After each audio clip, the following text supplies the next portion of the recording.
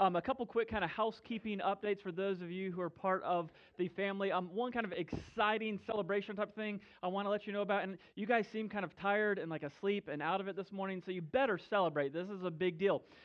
But your financial giving in January of this year was 3 times higher than January of last year. This January, you guys gave 3 times more than you did last January. So that is a really, really big deal. What that means is that a lot of you have stepped up and started walking faithfully in your financing and trusting God and giving. So thank you so much for that, for your faithfulness in your finances. And then the second kind of housekeeping thing wanted to let you know about. So if you've been here a while, you know that right now, in lieu of all of our committees, we have kind of one committee called a transition team that's sort of helping guide and direct and bring accountability to me as your pastor. Those of you who have been around here a while, you know that unfortunately over the last year, our transition team has lost a couple members when Dwight Ford passed away, and then after that, Jean, his wife, who was also on the team, moved up to Kingwood to live near her son, and they're going to church up there. So we're in the process now where we need to replace 2 members for our transition team. So we just want to let you know that in the next couple of weeks, we'll be receiving nominations from you guys, from the congregation, your suggestions to replace those. Now, let me say one quick thing about that as you kind of think through those nominations. I heard another pastor, I forgot who it was, but I heard him say one time to the congregation, I don't care about your unprayed over opinions, okay? Meaning that if you've got an opinion, if you got a thought, if you got a nomination that you haven't prayed about, keep it to yourself, all right? That doesn't help anybody. But once you've spent some time seeking the Lord and seeking His will and praying, and then He brings names to your mind, that's what we want to know about. So be praying over the next couple of weeks who God would have step up and join that team to just kind of help navigate and continue directing us into the future. And then we'll have some more information in the coming weeks of how you can submit those nominations. But again, this morning we're starting a new series in the book of Ezra, even though this morning we're in Jeremiah 29. Again, I'll explain all of that in a minute. But have you ever found yourself in a situation that you didn't plan for? Where like you've got plans, you've got ideas, you've got kind of a vision of how life would go, what things would look like, and then you wake up one day and life doesn't look like that at all, and you have no idea what to do with the situation you found yourself in? Yeah, it happens to all of us, right? I remember this is a little bit of a ridiculous example, but I remember this happening to me about 11 years ago. I found myself in a situation that I didn't know what to do with and that I didn't plan for. This was right after Christy and I got married, and so for Christmas we were down in Orlando visiting her family, and for everybody's Christmas gift, her parents bought everybody tickets to Disney, so we all went to Disney together as a family. So that was great, that was awesome. So we're hanging out at Disney, and at one point during the day I said, hey, I'll be right back, I've got to go to the restroom. And my sister-in-law said, hey, well, if you're going, can you take Isaac, who was her son, my nephew? She said, could you take Isaac with you? So I'm like, sure, no problem, come on, bud, let's go.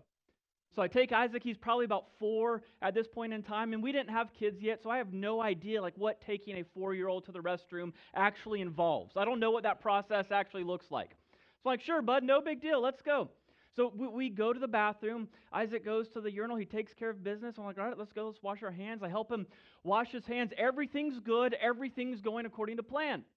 As we get ready to leave the restroom, he says, Uncle John, I think I've got to go number 2. I'm like, all right, bud, no problem. That's fine. Here's the stall. Open it up for you. Go in there. I'm going to be hanging out here outside the stall. Just come on out when you're done. So I'm waiting there patiently. Again, things are still going according to plan. And a minute later, he says something that completely just derails me. He says something that I have no idea what to do with. From inside the stall, he says, Uncle John, can you help me wipe? Again, I didn't have kids yet. It's like, no, that's not part of the plan. I didn't agree to that. I just agreed to kind of like walking this kid to the bathroom, all that other stuff, and that's not part of the job description. I didn't know what to do with that. That wasn't part of the plan. Right, but that's life sometime, isn't it? Things come up, things happen to us that we didn't plan for, we didn't expect, and we have no idea what to do with them or how to navigate it. So as we get into Ezra over the next few weeks, the people of God, that's kind of where they find themselves. And they are in this situation, they are going through something that they never would have planned for and that they have no idea how to navigate. But to understand what's going on in the book of Ezra, we've actually got to rewind about 1,000 years in history to really understand what they're going through. Now, those of you who have been part of Garden Oaks for a little while, you're probably annoyed. You're probably tired of me saying, hey, to understand this part of the Bible, we've got to rewind and look at this part of the Bible. I know that gets annoying, but it's true. The reason sometimes we've got to go back and look at an earlier part of the biblical story to understand where we are in the biblical story is because the Bible is not just like a random collection of stories and writings that were compiled and thrown together. The Bible is a collection of stories and writings that are all telling one unified story. Right? The Bible is one unified story about a God who loves a broken world and about God's plan to redeem that broken world through His Son, Jesus. It's all one story that is unfolding over the course of thousands of years. So sometimes we've got to go back in the story. So we'll try to do about 1,000 years of history in just a couple minutes this morning. So about 1,000 years before the events of Ezra, God appears to this guy named Abraham, and God makes a promise to Abraham. He says, Abraham, I'm going to give you a son, and then that son's going to have a son, and eventually those sons are going to grow into a great nation. And God promised Abraham, He said, I'm going to bring that nation into their own land. I'm going to give them this great land that they are going to live in. But not only that, God made Abraham an even greater promise. God said to Abraham, through that family, through your son's family, through that nation that I'm forming, I'm going to bless all of the nations of the world. And so that was ultimately a promise, a prophecy about Jesus. Right, that promise was fulfilled when God brought Jesus as a descendant of Abraham, as a member of the family of Israel. And it was through Jesus that the nations were ultimately blessed, because it's through Him that the nations find salvation and redemption. And so God makes that promise to Abraham, and then you fast forward a few generations, the family of Abraham find themselves living in Egypt. But everything's good because the Pharaoh, the king of Egypt, likes them. So everything's going well, but some time passes, and that Pharaoh dies, and a new Pharaoh rises to power in Egypt. And this new Pharaoh is not only not really fond of the family of Abraham, but he's actually afraid of the family of Abraham. So because of his fear, he enslaves them. He enslaves the people of God. But again, then you fast forward some more time, and God raises up this guy, Moses. Moses comes in, and Moses, through the power of God, secures the release and the freedom of God's people. So Moses then leads the people out of Egypt toward that land that God promised Abraham all the years earlier. Now, as Moses is leading them out in the desert, there's lots and lots and lots of things that happen. But one of the things that happens is God comes to Moses, and God tells Moses to build something called a tabernacle. A tabernacle was basically a fancy tent. God said, Moses, build this tabernacle, and here was the thing that made it so special. God said, this tabernacle is going to sit in the middle of the encampment of the people, and God said, I'm actually going to live inside the tabernacle. God said, my physical manifest presence on the earth is going to dwell from inside that tabernacle. God's saying, I want to be among my people. And you've got to understand how revolutionary that would be, considering all the religions of the nations that surrounded Israel at this time. Because all of these gods of all of these other nations, to them, their gods were distant and angry and vindictive. And here's the one true God, the God of Israel, who says to His people, I want to be among you. God says to them, I want to live among you. I desire relationship with my people. And by the way, God still desires the same thing. He desires relationship for His people. So they build this tabernacle so that the presence of God can live in their midst. You fast forward a little while further into the story, and the people of God, they finally get into this promised land. Later on, as they're in this promised land, they decide they want a king. The first one doesn't work out so good. So for the next king, it's a guy named David of David and Goliath fame. So David becomes the king, and then David establishes the city of Jerusalem as the capital of the kingdom. Jerusalem becomes the capital of Israel, and David brings that tabernacle to Jerusalem. So now Jerusalem and the tabernacle, which is in Jerusalem, is the place where God's physical manifest presence was to dwell on the earth. So David dies. His son Solomon becomes king, and then Solomon actually builds a permanent structure. He builds a permanent temple to God. And that temple that Solomon built basically becomes the new tabernacle.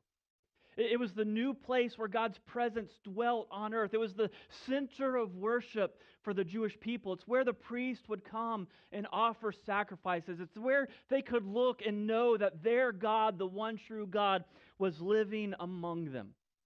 So, during the reign of Solomon, things seem to be going okay. Things are looking good for Israel. They're powerful. They are wealthy. They've got a temple, and their God is living among them. But then Solomon dies, and Solomon's son takes over. And because of the leadership, or maybe the lack of leadership of Solomon's son, the nation is fractured into two. There's basically a civil war. So then you've got the northern kingdom, which was called Israel, and you have the southern kingdom called Judah. It was the southern kingdom where Jerusalem and the temple were located. So you go forward a little time in the story, and around 722 BC, the Assyrian Empire, they invade the northern kingdom of Israel. They basically deport all the people, scatter them around the world, and then from then on in the rest of history, you don't really hear anything from the northern kingdom of Israel. They essentially, in a lot of ways, cease to exist. But then in 612 BC, something happened that completely changed the course of history. Assyria, which seemed like this empire which would rule the world forever, was defeated. The Babylonians invaded Nineveh, the capital of Assyria. They took it over, and then the Babylonians rise to power as kind of the preeminent military force in the world. And then in 587 BC, under the leadership of King Nebuchadnezzar, the Babylonians, they invade Judah. They invade Jerusalem. They come in, they take the king of Judah captive, they murder his children in front of him, and then they gouge out his eyes so that the death of his kids would be the last thing that he ever sees. The Babylonians could be pretty brutal. So they take the king captive, they go in, and they literally burn Jerusalem to the ground. They destroy everything, and they tear the temple down brick by brick by brick. And then they force all of the residents, all of the inhabitants to leave Jerusalem, make a 1,000-mile journey to live as exiles, as refugees in Babylon. All right. So if you're part of the Hebrew people, if you're part of the family of Abraham, as all this happens, you're looking around and you're thinking, what in the world is going on? Like, none of this was supposed to happen. This wasn't part of the plan. You're thinking, I thought God made all of these promises to us. I thought God was going to bless us so that we could be a blessing. I thought He was going to bring us into this land. I thought He was going to live in our midst. But now their land is destroyed. They are not able to live in it. And their temple where God's presence dwelled is not even standing. And by the way, not a small side note, but all of that happened as a result of God's judgment on His people for their sin. But that's where the people of God find themselves in the book of Ezra. That's the context of the book of Ezra. And so we'll get into Ezra next week, but today we're going to be in Jeremiah chapter 29, because in Jeremiah 29, God actually speaks to these people who have lost their home, who have lost their temple, and have been forced to move as exiles to Babylon. In Jeremiah 29, God actually speaks to them and gives them instructions right after all of this happens.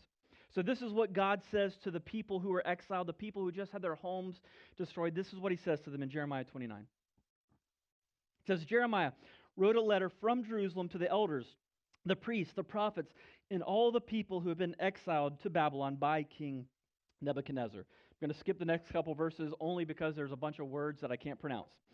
All right. So then it goes on. It says, this is what Jeremiah's letter said. This is what the Lord of heaven's armies, the God of Israel, says to all the captives He exiled to Babylon from Jerusalem. So again, they've just been through this horrific situation. Their homes have been burned to the ground. Their temple is destroyed, and they're forced to leave their homes and move as exiles, as refugees, into a new nation. So God is about to speak to them. So what do you think God would say to them in that situation? Here it is. Verse 5, God says, build homes and plan to stay. Plant gardens and eat the food they produce. Marry and have children, then find spouses for them so that you may have many grandchildren. Multiply, don't dwindle away. And work for the peace and the prosperity of the city where I'm sending you into exile. Pray to the Lord for it, for its welfare will determine your welfare. So again, think about what's going on here. The people of God have had their homes destroyed. They have had their temple destroyed by Babylon, and they've been forced to leave everything they know and move to Babylon. So if you're then, your frame of mind, what you're thinking is probably like, hey, we've got to get out of Babylon. Right? Well, we've got to escape, or we've got to hide, we've got to revolt. Like, we've got to do something to get out of here. Instead, God writes to them, God speaks to them through the prophet Jeremiah, and God basically says, hey guys, chill out. He's like, take off your shoes, get comfortable, because you're going to be in Babylon a while.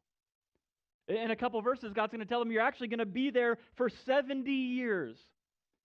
So God tells them, hey, like, build yourself a home. Go plant some fruit trees. Like, get involved in your new community. And then God says something that I think to them would have sounded crazy. God says, work for the peace and prosperity of Babylon. Pray to God for Babylon. God's telling them, work for the peace and the prosperity of this pagan culture that you find yourself in. Pray to God for this pagan, corrupt empire that you find yourself in. Here's what's crazy about these instructions that God gives them. One, God never tells them to assimilate to Babylonian culture. Okay, that's the reason the Babylonians would deport all of these people from their home to Babylon. Their goal, their end game was to assimilate you into Babylonians. Right? They wanted to show you that the Babylonian way of life was the best life. So they'd bring you, they'd wine and dine you, they'd change your name to a Babylonian name. They would change your diet from the foods that you were used to eating to Babylonian foods. We read about some of that in the book of Daniel. That's what's going on there if you're familiar with that story. But their goal was to assimilate you into their culture. They wanted you to forget who you were and become Babylonians. But here in this instructions, God never says, hey, assimilate. Forget who you are and become Babylonians. He doesn't do that. But at the same time, God never says, hey, run and hide and just completely remove yourself from the culture of Babylon. He doesn't say that either. In fact, what God essentially does is God tells them to do what Jesus prayed that his followers would do. Right? Remember when Jesus prayed for his followers and he said, Father, I pray that they would be in the world, but they wouldn't be of the world. That's essentially what God is telling his people to do here. He's saying, hey, be in Babylon, but don't be of Babylon. You're still my people. You are still to be holy. You are still to be different and distinct, but also at the same time, be involved in your new homeland. Work for its peace. Work for its prosperity so that you can bless it and point people to me. So, I know we're so far removed from that, so let's ask, how does this apply to us today living in Houston, Texas in 2022? Like, what in the world does that have to do with us today? Well, I think for a lot of you who are followers of Jesus, especially if you were, I would probably say, around 45 to 50 or older, if you're a Christian, you're around 45 or older, you may feel like you have experienced something very similar to what the people of God have experienced here. Where the land that you grew up in, you feel like is no longer the same land that you are currently residing in. And what I mean by that is when you were growing up, a lot of you, like what the Bible taught was generally accepted as truth in our culture. Now, let me just say as a side note, in our American history, there has always been a massive, massive, massive gap between what the Bible actually teaches and what we as Americans have actually done. Right? You can look at the treatment of native peoples, you can look at slavery, you can look at segregation, you can look at on-demand abortion, you can look at the cracks in the justice system. There's always a gap between what the Bible actually says and what we've done. All right? So I'm not saying we've always nailed it or lived up to that. That's not what I'm implying. But at least on a mental level, on a belief level, what the Bible has taught, right? What the Bible's taught about things like gender or marriage or sexuality or a whole host of issues, what the Bible has taught has generally been accepted and considered to be good and true, right? That's the culture that a lot of you grew up in, right? We even called the Bible the good book. A lot of you were raised in that environment. But then recently our culture has changed, it's shifted at such a furious pace where now not only is what the Bible teaches on a whole sort of things not considered to be truth, now what the Bible teaches on a whole host of things is considered to be just wrong and oppressive and hateful and all of these different things. Okay, so for those of you Christians who, around 45, 50 or older, again, it feels like you grew up in Jerusalem, didn't it? It feels like you grew up in this kind of Christian-esque environment where everybody believed like you and thought like you and all of those things. But now it feels like you've been exiled into Babylon, where now your beliefs, your values, the things you think are just considered dated and untrue. And so the question is, well, what do we do with that? Right? What do we do when we face that tension, when we feel like we're living in exile? And when we find ourselves there, there's two temptations. Again, it's the same temptations that they faced here. But the first temptation is assimilation. When we look around and culture has changed and society has changed and values and all those things has changed, the first temptation we face is to assimilate into culture. It's to say, well, if that's not popular culturally anymore, even though the Bible says I'm just going to kind of ignore that part. I'm going to change my beliefs. I'm going to change my standards so that I can kind of blend into culture so that I don't have to stand out. Okay, that's the first temptation that some of you face. It's assimilation. But then the second temptation, and I think this is probably the one that most of us are actually more drawn to, the second temptation would be what I'll call isolation. It's to just completely remove ourselves from culture altogether. It's to basically take our ball and go home. It's to say, oh, well, culture is so bad, it's so evil, it's so far from God, so I'm just going to only go to church. I'm only going to hang out in my little holy huddle with other Christians because I don't want to, be in the world. I don't want to be in culture because I don't want all that filth and evil to rub off on me. Now, that's the temptation that a lot of Christians now are facing in our culture. Right? And those of us who have young kids, man, this is especially a tough temptation. Because what we're tempted to do is just put our kids in this little bubble and completely isolate them from the world. Right? So a lot of Christians, what we'll do is we'll say, well, I don't want my kids around non-Christians, so I'm going to only send them to Christian school. And by the way, that's not a knock on Christian school. We're praying through if God would have us have a Christian school here one day. So we're not opposed to Christian school. But for some, we say, well, I don't want my kids in the world, so I'm going to send them to Christian school only.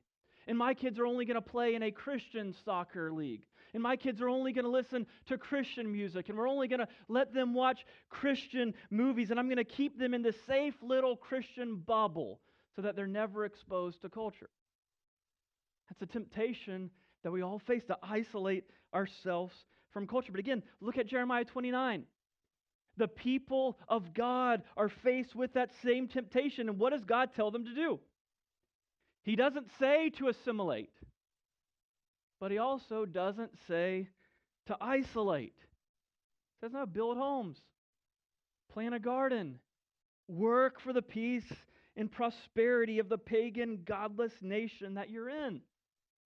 And I believe the same would apply to us. We're to be in the world. We don't isolate ourselves and just hang out in our little Christian bubble, but at the same time, we are to not be of the world, so we don't assimilate. We don't blend in with culture. We are to be a distinct people that is different from the rest of the culture, working for the good of our culture so that people could be pointed to the God who loves the world. And so that's what God is calling His people to here. They find themselves in this distant, foreign, corrupt, pagan culture. But God says, hey, get comfortable. You're going to be there a while. But then as God goes on, He's going to tell them, hey, while you'll be there for a while, you're not going to be there forever because I'm doing something. So verse 10 and 11, if you grew up in church, man, you'll recognize verse 11 because it's one of the most quoted verses in the Bible, but it's also the most misquoted verse in the entire Bible. So it goes on, verse 10. It says, this is what the Lord says. You will be in Babylon for 70 years, but then I will come, and I will do for you all the good things I have promised, and I will bring you home again. And then in verse 11, that famous verse, for I know the plans I have for you, says the Lord. They are plans for good and not for disaster, plans to give you a future and a hope. God is telling his people, saying, your time in captivity, your time in Babylon, it will eventually come to an end. He's saying, I have not forgotten those promises I made to your father Abraham all of those years before.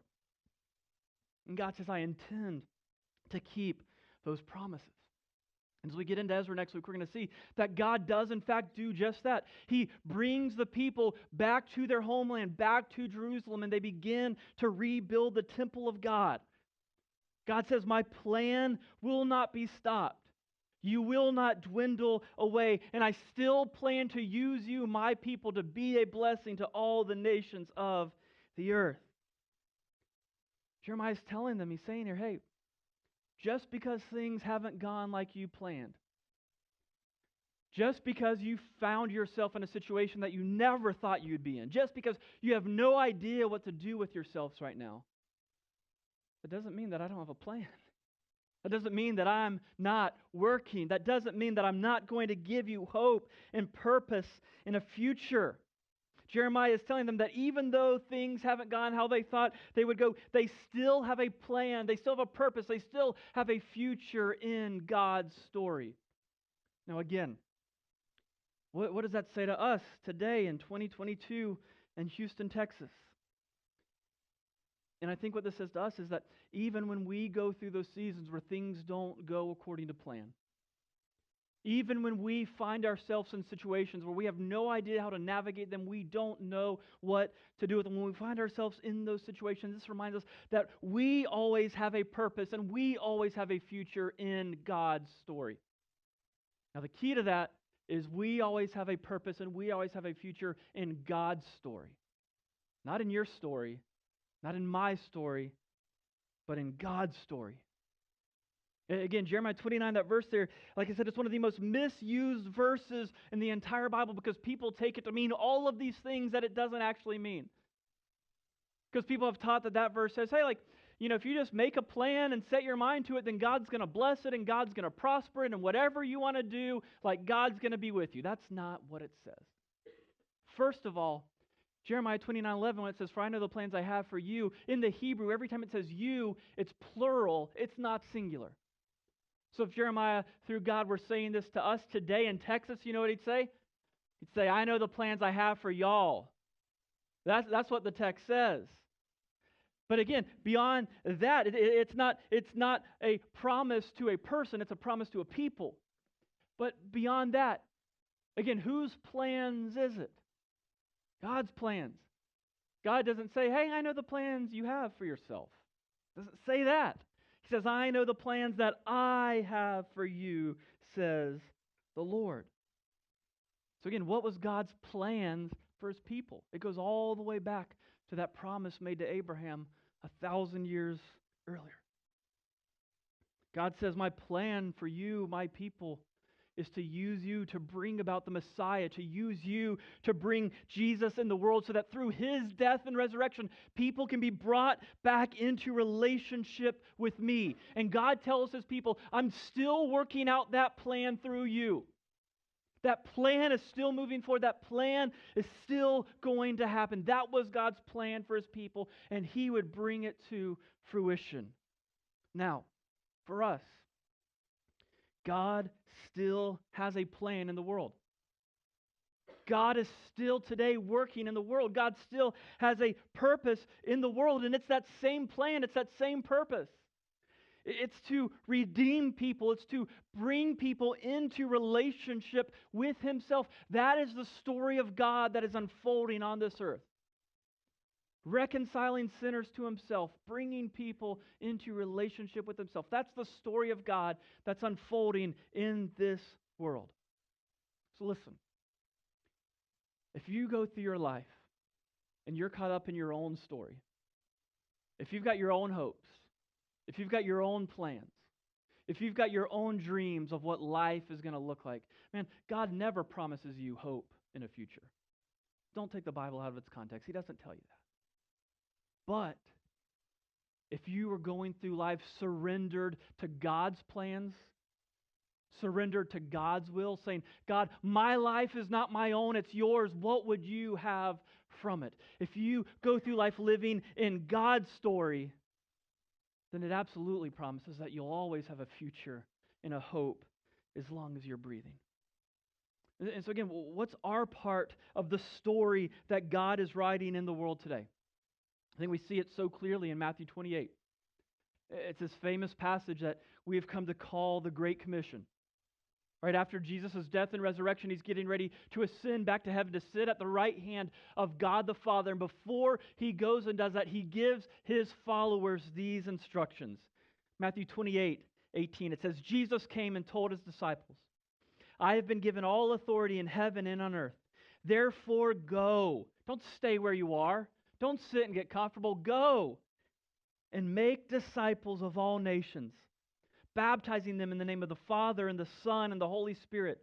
And teach these new disciples to obey all the commandments I have given you. And be sure of this, I am with you always, even to the ends of the age. So that is what God is up to in the world today. Using his followers to make more followers. Using his disciples to make more disciples. That's what God is all about. That's the work he is wanting to see in this world. People being brought into relationship with himself. And again, I believe that Jeremiah 29:11 promises us that if our lives are wrapped up in that story, again, not in our own story, not in our own hopes, not in our own dreams, if our lives are wrapped up in that story, in God's story, and where he's moving in the world, then we'll always have a future. We'll always have purpose. We will always have hope, even in those situations when life doesn't go according to plan. Let me show you how this is true. Imagine, I hope this doesn't happen, but say you do something just ridiculously stupid and you steal a lot of money from your job and you get caught and you end up going to prison. If you are caught up in God's story, can you have a hope? Can you have a future in prison? Well, on the surface, if you're chasing your hopes, if you're chasing your dreams, then it would be, well, my freedom's gone, my life is over, man, I don't have a hope in a future. But if you're caught up in God's story, and you are seeking to see people brought into relationship with God, you are seeking to make disciples, if that's what you're caught up in, then can you do that inside a prison cell? Absolutely. Let's say as you get older, your hopes, your plans, your dreams are to continue maintaining your independence and live at home. But let's imagine, hope this doesn't happen, but let's imagine you have some health issues that cause you to need to move into an assisted living facility. Just imagine you never wanted to do that. That wasn't part of your plans. That wasn't part of your hopes. That wasn't part of the dreams that you would have for yourself. And so it feels like because your independence is gone, your life is over. But if you're caught up in God's story of making disciples, can you do that from inside an assisted living facility? Absolutely. Or what if you're caught up in a dead-end job? Right? You had all of these hopes, you had all of these dreams, you had all of these aspirations about what your career would look like. You got into your career and you said, well, I'm going to do this, this, and this, and then I'll get all these promotions and things will be going well, but it hasn't looked like that at all. And you're caught in the middle of a job that you hate, there's no upward mobility, and you don't see a way out. Again, if your life is all built on your hopes and your dreams for yourself, then you may not have a great future. But if your life is wrapped up in God's story, can you make disciples in the middle of a dead-end job that you dread going to every single day? Absolutely, you can. What about us collectively as a church family? Because those of you who have been part of the Garden Oaks family for more than a few years, man, you've walked through difficult days. 10 years ago, if you were to step back and just kind of imagine what you would hope, what you would plan, what you would dream for the church that you loved, it wouldn't have looked like the last few years, would it? it wouldn't look like that at all. Things may not have gone according to plan. Things here at the church you love, that you've bled and sweat and cried for, it hasn't gone how you thought it would have gone. But again, has the mission of God changed? Has God's will shifted?